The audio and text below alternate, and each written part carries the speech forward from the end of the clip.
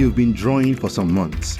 You've been seeing art as a hobby, something that you do because it's fun, and you spend time honing your skills, watching tutorials, practicing day and night to become better, and you have become better because people now see your art and they ask you to draw them. You are happy, and of course you are, because if people can see your art and like it so much that they ask for one themselves, then it means that you can start earning from your art. You're excited, elated even.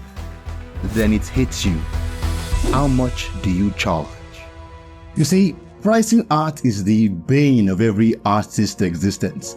And the reason for this is simple, really. You don't really know the value of your art. You are still like the new artist in the block. So you don't know how much people are willing to pay for art in the art space. And because people are always asking you for the price of your artwork, you quickly decide to put a price, any price for your drawings.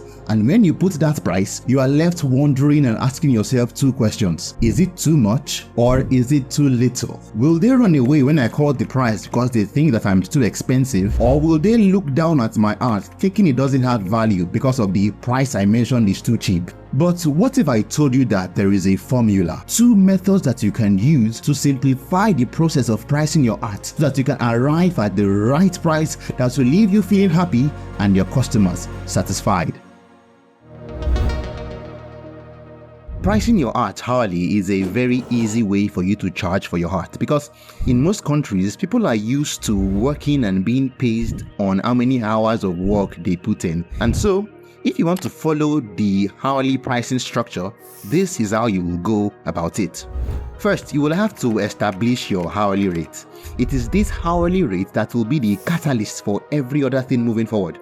Now, you might be wondering, how in the world am I going to know what my hourly rate is? Some people will say that you should look at what other artists are charging for their work and then copy that and use that to set your own price. I am not going to say don't use that method, because I admit it, I have tried that before also. But there are dangers to following this technique, because you see, the hourly rates for every artist is different. Things like skills, experience levels, and level of competition can largely affect the hourly rate an artist might decide to charge.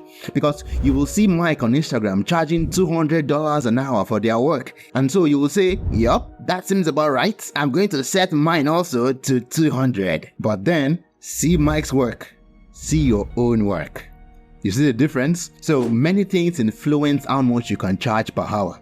A general rule is that beginners to intermediate artists can charge around $10 to $60 per hour, while advanced artists can go up to $150 or more per hour.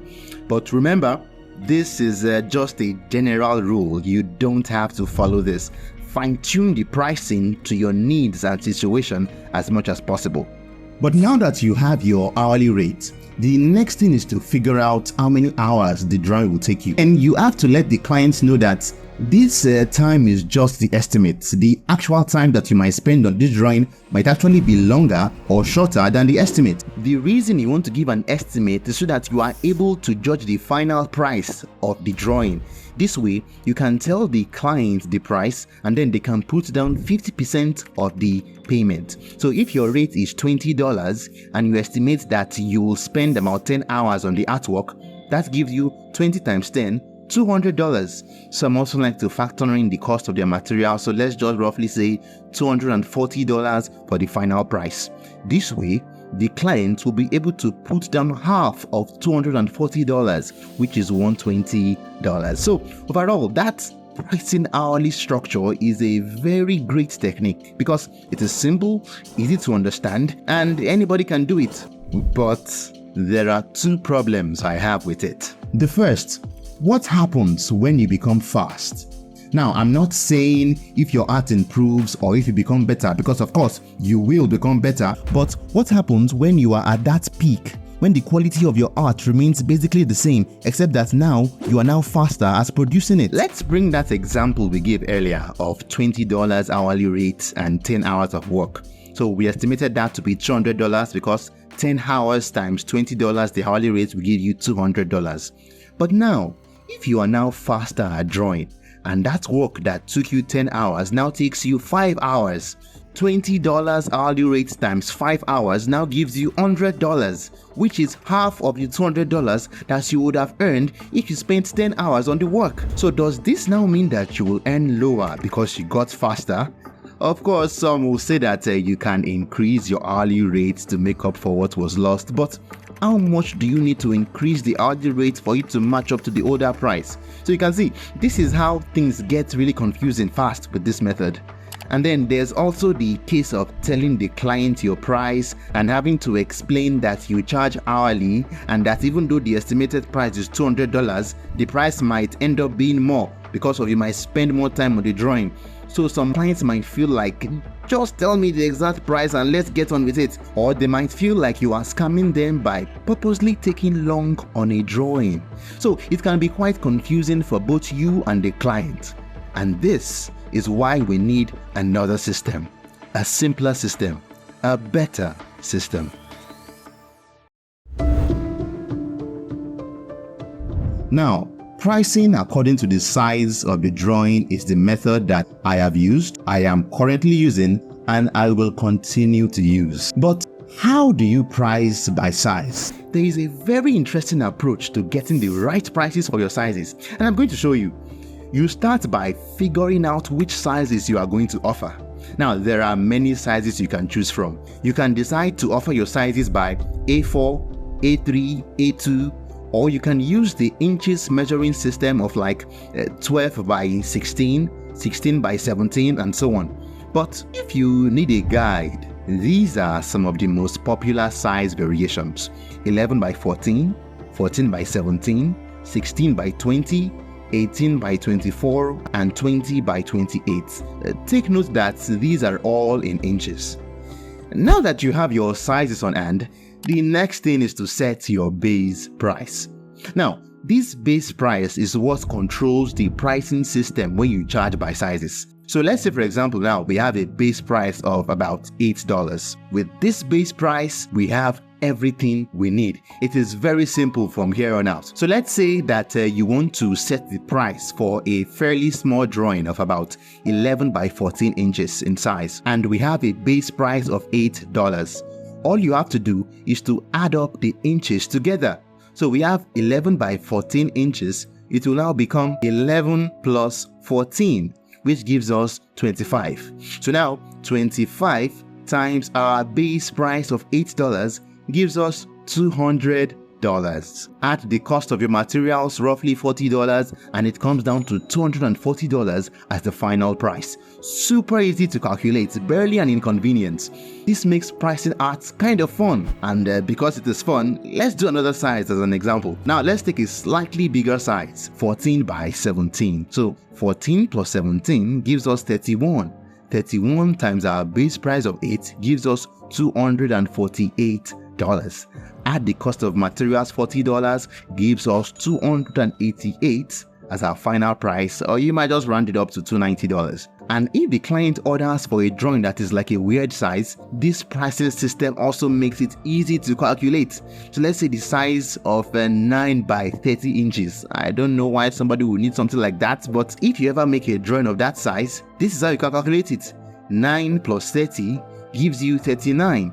39 times your base price of 8 gives you 312. Add your cost of materials, $40, it gives you $352.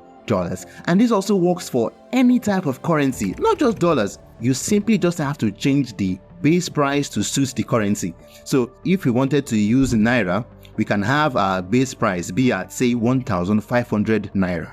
So a size of like 11 by 14, when we calculate it, 11 plus 14 gives us 25.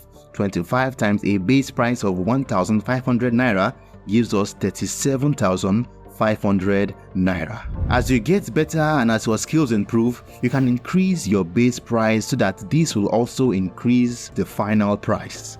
Please do take note that I am not telling you to charge exactly these prices or to use exactly these base prices. Neither are these the prices I charge or the base prices I use. This is just for example purposes to help you understand the calculation of the sizes. And you may be thinking, all that is well and good. I get it. You add this plus this times that. Yeah.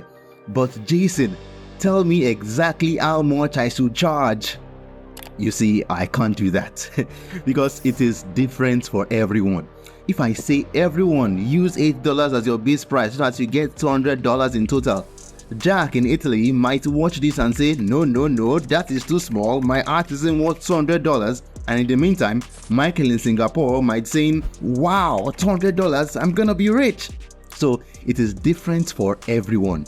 But what if I told you something that transcends currency, that transcends economy and countries, that every single person in any region can use? As you embark on this journey to find the right price for your art, the one rule you want to keep reminding yourself is this: don't charge too low. The reason I say the main rule is don't charge too low rather than don't charge too high is because you will most likely undersell yourself. Almost every artist will charge a little lower than normal because they fear that the client cannot afford it. Who told you that the client cannot afford it? You've spent years honing your crafts and you deserve to be paid according to that skill that you've sweat for.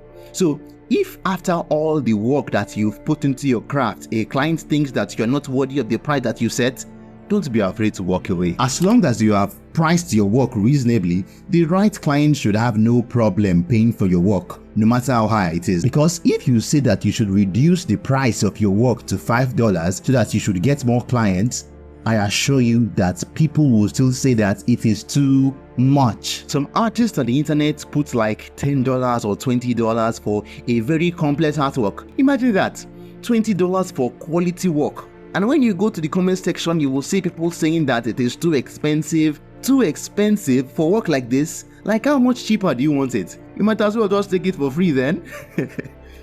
So if people will complain no matter the price you set, why don't you just set the right price? A price that is comfortable for you. Yes, when you are starting out, you will have to reduce your price a bit because nobody knows you. You are still building your audience and your art skills may not be that good. So it makes sense for you to charge a little lower. Fine, but don't go too low.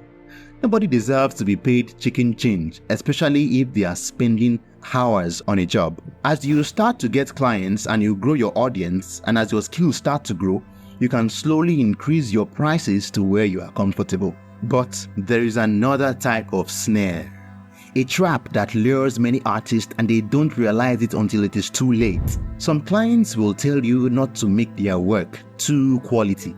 They'll tell you to just do a simple low quality work so that they can pay you cheap. Please don't do this, especially if you are into realistic drawings. If you do low quality work for them and they pay cheap, that is the work that they will show everyone. If anyone asks who drew that, the client will point to you and that person will assume that that low quality work is the best of your skill. The client will not add, well, you see, I asked him to make it mediocre on purpose so I can pay cheap. So do your best work in every artwork, because every artwork you do is an advertisement for your art business. As a last resort, if you are still confused about how to price your art, you can look at other artists, see how much they are pricing their art. A great place to check would be Etsy.com, or you can also check Google. But as you look at these prices, you don't want to copy them flat out. Rather, use this to know and get a feel of what other artists are charging so that you can judge if yours is too expensive or too cheap. Because like I said, the need of every artist is different. Some only sell originals. Others sell only prints, while some just do commissions. Check out the video that appears on the screen now to learn of the different ways that you can make money as an artist. Watch that. Yes, that. And I'll see you in the next one.